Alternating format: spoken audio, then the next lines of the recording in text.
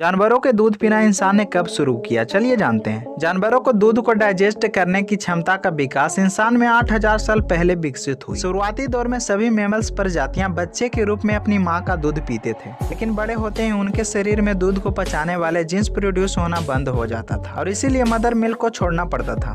लेकिन गाय के दूध को भोजन के रूप में इस्तेमाल करने का सिलसिला सबसे पहले सब सहारा अफ्रीका में हुआ। जिन लोगों ने गाय के दूध को पीना शुरू किया उनके डीएनए में तेजी से बदलाव आने लगा। इसी से लोगों में 8000 साल पहले गाय और भैंस की दूध पचाने की क्षमता का विकास हुआ। 3000 साल पहले क्यों छोटा हो गया था इंसान का ब्रेन, चलिए जानते हैं।